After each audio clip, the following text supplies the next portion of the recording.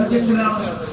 ഞങ്ങൾ ആലോചിച്ചു, പെട്രോളിന്റെയും ഡീസലിന്റെയും വില നരേന്ദ്രമോദി ഉയർത്തിയാൽ അതിന്റെ ഫലമായി സംസ്ഥാനത്തിന് കിട്ടേണ്ട അധിക നികുതി വേണ്ടെന്ന് തീരുമാനിച്ചു.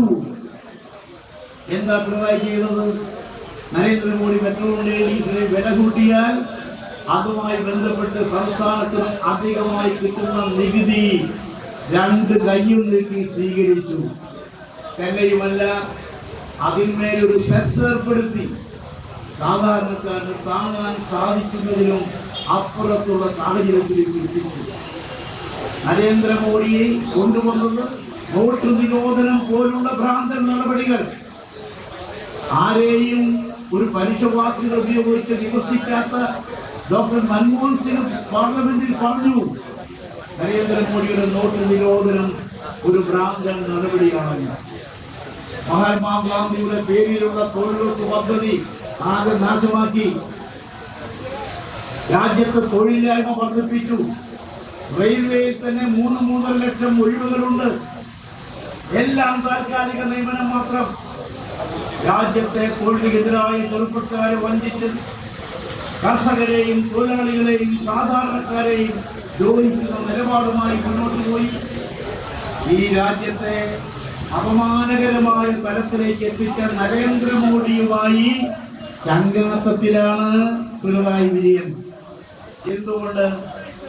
നമുക്കറിയാം, സംസ്ഥാനത്തെ മുഖ്യമന്ത്രിയുടെ ഓഫീസ് കേന്ദ്രമാക്കിയിട്ടല്ലേ സ്വർണ്ണക്കടത്ത് നടന്നത്. സംസ്ഥാന സർക്കാരിന്റെ ഭരണകേന്ദ്രമായ ഭരണസിരാകേന്ദ്രമായ മുഖ്യമന്ത്രിയുടെ ഓഫീസ് കേന്ദ്രമാക്കി സ്വർണ്ണക്കടത്ത് സംഘം അവിടെ ആധിപത്യം ഉറപ്പിച്ച് മുന്നോട്ട് പോവുകയല്ലേ ആയിരുന്നത്.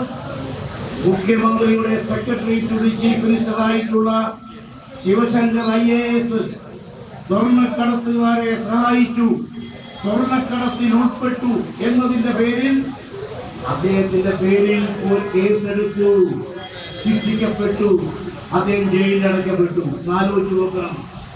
മുഖ്യമന്ത്രിയുടെ ഓഫീസ് കേന്ദ്രമാക്കി സ്വർണ്ണക്കടത്ത് സംഘം അവിടെ വിളയാടി. മുഖ്യമന്ത്രിയുടെ സെക്രട്ടറി ശിവശങ്കർ പോലും ജയിലിലടയ്ക്കപ്പെടുന്ന സാഹചര്യമുണ്ടായി. പിണറായി വിജയന് സമാധാനം പറയാൻ ബാധ്യതയില്ലേ?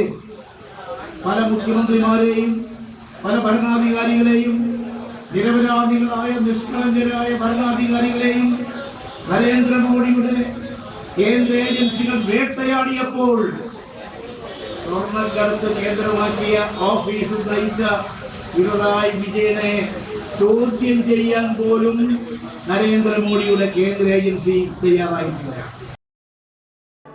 അച്ഛൻ ഭയങ്കര ആലോചനയിലാണല്ലോ. നിന്റെ അമ്മയെ ഞാൻ കല്യാണം കഴിച്ചതിന് ശേഷം ആദ്യമായിട്ട് വാങ്ങിക്കൊടുത്ത സമ്മാനമാണിത്.